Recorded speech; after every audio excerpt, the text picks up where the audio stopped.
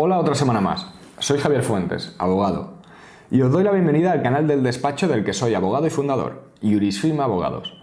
Si ya nos conocéis, sabréis que semanalmente publicamos una grabación, tanto en vídeo como en podcast, en la que os hablo de cuestiones relacionadas con las áreas de especialización de nuestro despacho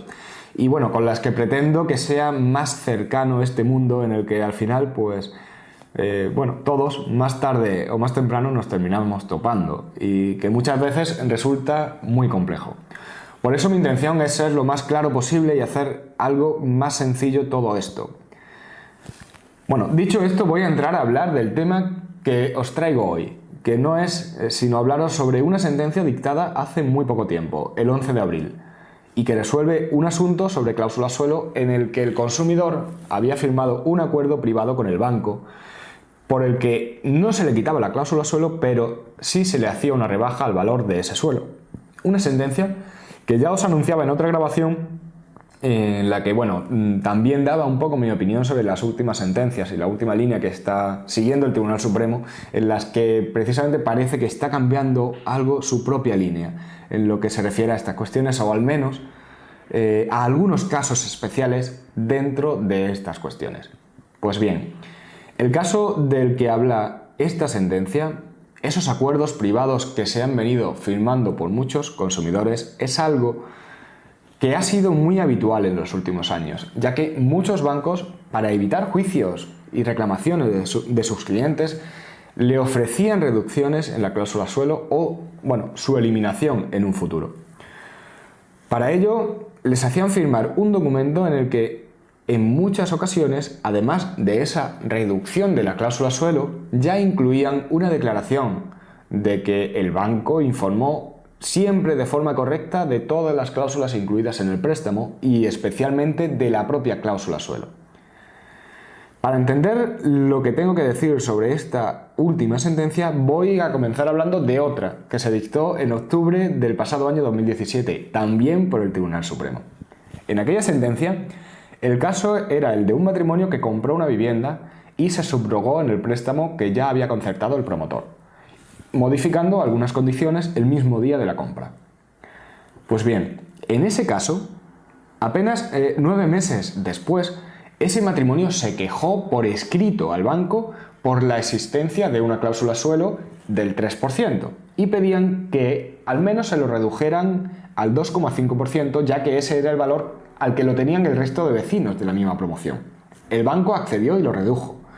pero 2 años más tarde volvió a aplicar el 3%.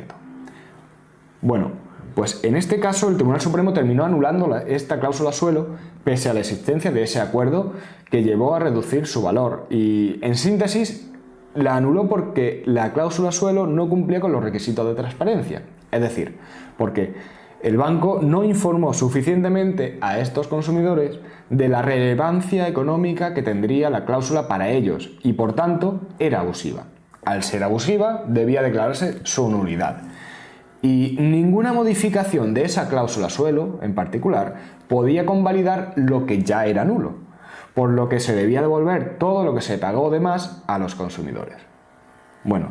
pues con este antecedente ya conocíamos la postura que tenía nuestro Tribunal Supremo ante este tipo de acuerdos. Sin embargo, como decía, ahora se ha dictado una nueva sentencia, también por el Tribunal Supremo, en un caso en el que también existe un acuerdo privado. Concretamente, en este nuevo caso nos encontramos con que los consumidores también firmaron una escritura de compraventa y se subrogaron en el préstamo que ya tenía el promotor, modificando incluso también algunas condiciones de ese préstamo. Al mismo tiempo, en la misma fecha, estos consumidores firmaron otro préstamo de cuantía inferior. Vale. Estos consumidores tenían una cláusula suelo del 4,25% en el préstamo en el que se subrogaron y también tenían otra cláusula suelo, en este caso del 4,5% en el otro préstamo que firmaron.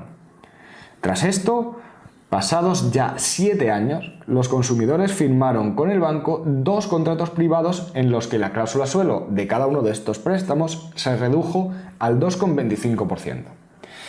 En esos contratos también se incluía una renuncia de los consumidores a reclamar nada en relación con los préstamos y concretamente en relación con las cláusulas suelo, incluyéndose una referencia a que los consumidores habían sido plenamente informados de toda la contratación llevada con el banco e incluso les hicieron escribir de puño y letra que eran conscientes y aceptaban que nunca les bajaría el interés de ese 2,25%. Pues con esto, ahora el Tribunal Supremo ha resuelto que, dado que existen dos contratos privados sobre esta cláusula, no cabe anular la cláusula suelo. El Tribunal Supremo afirma que este supuesto es distinto del otro del que he hablado antes y para ello dice que en aquella primera sentencia el banco modificó la cláusula para equipararlo al que tenían el resto de compradores de la misma promoción y que no se hizo nada, ninguna entrega a cambio. Sin embargo, en este caso, al existir concesiones por las dos partes, no lo entiende como una simple modificación, sino como una transacción y que, bueno, por esto, dado que la ley no impide que puedan llegarse a acuerdos entre los consumidores y los bancos para evitar procedimientos judiciales, hay que darle validez a este acuerdo, entendiéndolo así, como una transacción. Un acuerdo, contrato privado, transacción o como queramos llamarlo, no deja de ser un contrato en el que dos partes se ponen de acuerdo y, bueno, sin embargo, sí es verdad que cuando hablamos de transacciones nos estamos refiriendo a esos acuerdos que se toman para resolver un litigio, un conflicto que ya existe. De esta forma, por ejemplo, suele ser muy habitual llegar a transacciones cuando ya existe un procedimiento judicial en marcha, de forma que antes de que el juez dicte sentencia, las dos partes se ponen de acuerdo, normalmente cediendo algo cada parte, para resolver un asunto y evitar que la sentencia pueda ser más perjudicial. Por tanto, es evidente que estoy de acuerdo en que no puede impedirse que se lleguen a este tipo de acuerdos. Si no, sería obligado resolver todas las cuestiones en un juicio. Sin embargo, creo que la cuestión está en analizar si realmente nos encontramos ante una transacción o no. En este asunto realmente no creo que se pueda hablar de transacciones. La forma de actuar de los bancos ante estas situaciones se aparta mucho de estas transacciones de las que hablaba antes, pues no es lo mismo que el banco y el consumidor busquen llegar a un acuerdo y se sienten a ver la forma de evitar un conflicto o ponerle fin a lo que realmente ha ocurrido casi siempre y es en estos asuntos, y es que el banco ha llamado al cliente y le ha puesto por delante un contrato que ha redactado él, con las condiciones que ha querido él y que se firmaría en la forma en que ha decidido él, y que el consumidor, que realmente está asfixiado por las cuotas y en una clara situación de inferioridad, si quiere lo firma y si no, pues que reclame. Y además sabemos que esto es así porque no se trata de casos aislados, sino que se trata de contratos que el banco pone por delante a muchos consumidores, contratos todos iguales. Para comenzar, creo que no puede entenderse, por tanto, que sea una transacción, pues al margen de que difícilmente puede hablarse de que existiera un litigio o un conflicto que ambas partes quisieran evitar, pues en este caso en concreto ni siquiera existe una reclamación formal de los consumidores al banco. Pero además, la forma en que se han firmado estos contratos, como he dicho, hace que este acuerdo o transacción, como lo llama el Tribunal Supremo, se convierta en un contrato que también permite o podríamos plantearnos si es abusivo o no, ya que la normativa de consumidores permite analizar si una cláusula es abusiva cuando se trata de una cláusula que se ha redactado previamente por el banco, que se impone al consumidor, lo que significa simplemente que al consumidor solamente le cabe aceptar o no,